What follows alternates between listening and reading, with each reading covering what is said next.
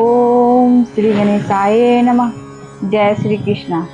स्वागत है आप सभी का अविरल भागवत भक्ति पर, जहाँ हर शब्द में भक्ति और हर कथा में भगवान का दर्शन होता है। तो शुरू करते हैं आज की दिव्य कथा, करदम और देवहूति का विहार। जय श्री कृष्णा। श्री मैत्रेय जी ने कहा, विदुर जी, माता पिता के चले जाने पर पति के अभिप्राय को समझ लेने में कुशल साध्वी देवहूति कदम जी की प्रतिदिन प्रेम पूर्वक सेवा करने लगी। ठीक उसी तरह जैसे श्री पार्वती जी भगवान श्री शंकर जी की सेवा किया करती है।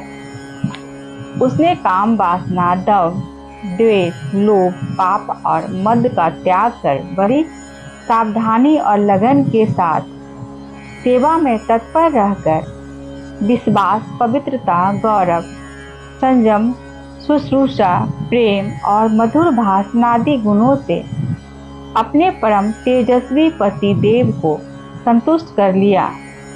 देवहूति समझती थी कि मेरे पति देव देव से भी बढ़कर हैं, इसलिए वह उनसे बड़ी बड़ी आशाएं रखकर उनकी सेवा में लगी रहती थी। इस प्रकार बहुत दिनों तक अपना अनुवर्तन करने वाली उस मनोपुत्री को व्रतादि का पालन करने से दुर्बल हुई देव देवर्षि श्रेष्ठ करदम को दयावश कुछ खेद हुआ और उन्होंने उससे प्रेम गदगद वाणी में कहा। कदम जी बोले, मनोनंदिनी, तुमने मेरा बड़ा आदर किया है। मैं तुम्हारी उत्तम सेवा और परम भक्ति से बहुत संतुष्ट हूँ। सभी देहधारियों को अपना शरीर बहुत प्रिय एवं आदर की वस्तु होता है, किंतु तुमने मेरी सेवा के आगे उसके क्षीण होने की भी कोई परवाह नहीं की।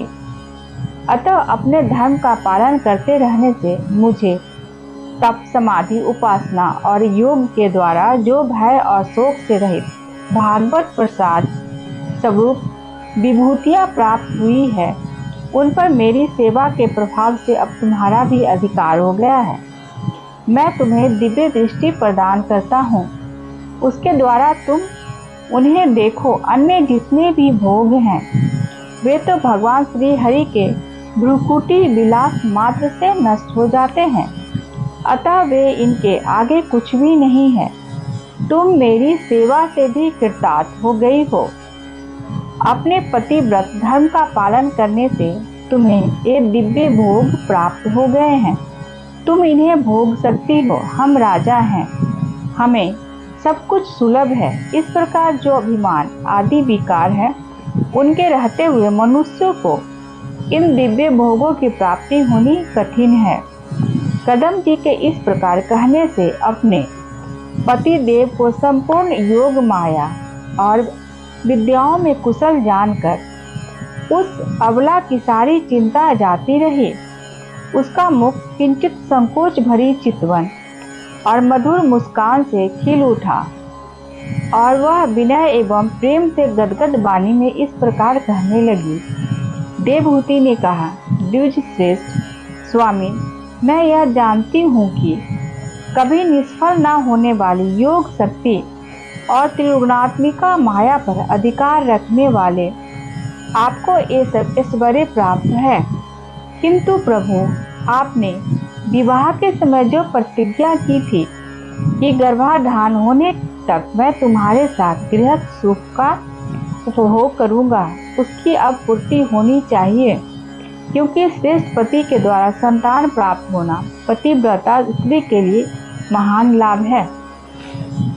हम दोनों के समागम के लिए शास्त्र के अनुसार जो कर्तव्य हो उसका आप उपदेश दीजिए और उपटन, गंध, भोजन आदि उपयोगी सामग्रियां भी जुटा दीजिए, जिससे मिलन की इच्छा से अत्यंत दिन दुर्बल हुआ मेरा यह शरीर आपके अंग संग के योग्य हो जाए, क्योंकि आपकी ही बढ़ाई हुई काम वेदना से मैं पीड़ित हो रही हूँ। स्वामी इस कार्य के लिए एक उपयुक्त भवन तैयार हो जाए, इसका भी विचार कीजिए। मैत्रेय जी कहते हैं, विदुर जी, कदम मुनु ने अपनी प्रिया की इच्छा पूर्ण करने के लिए उसी समय योग में स्थित होकर एक विमान रचा, जो इच्छानुसार सर्वत्र जा सकता था। यह विमान सब प्रकार के इच्छित भोग सुख प्रदान करने वाला, अत्यंत सुंदर, सब प्रकार के रत्नों से युक्त, सब संपत्तियों की उत्तरोत्तर वृद्धि से संपन्न और मणिमय खंभों से सुशोभित था। वह सभी ऋतुओं में सुखदायक था और उसमें जहाँ तहाँ सब प्रकार की दिव्य सामग्रियां रखी हुई थी तथा उसे चित्र विचित्र रेशमी झंडियों और पताकाओं से खूब सजाया गया था, जिन पर ब्रह्म रगन मधुर गुंजार कर रहे थे। ऐसे रंग बिरंगे पुष्पों की मालाओं से तथा अनेक प्रकार के सूती और रेशमी वस्त्रों से वह अत्यंत शोभायमान हो रहा था। उसके एक के ऊपर एक बनाए हुए कमरों में अलग अलग रखी हुई सैया, पलंग, पंखे और आसनों के कारण वह बड़ा सुंदर जान पड़ता था। जहाँ तहाँ दीवारों में की हुई शिल्प रचना से उनकी अपूर्व शोभा हो रही थी। उसमें पन्ने का फर्श और बैठने के लिए मूंगे की बेदियां बनाई गई थी। मूंगे की ही देहलियां थी। उसके द्वारों में हीरे के किवाड़ थे तथा इंद्रनील मणि के शिखरों पर सोने के कलश रखे हुए थे। उसकी हीरे की दीवारों में बढ़िया लाल जरे हुए थे, जो ऐसे जान पड़ते थे मानो विमान की आंखें हो, तथा उसे रंग बिरंगे चंदेवे और बहुमूल्य सुनहरी बंदरबारों से सजाया गया था। आज मैं श्रीमद् भागवत महापुराण के तृतीय स्कंद के 23वें अध्याय के भावार्थों को पढ़ी हूँ। यदि मेरे से कोई त्रुटि हुई होगी तो मुझे क्षमा करेंगे। जय श्री कृष्ण।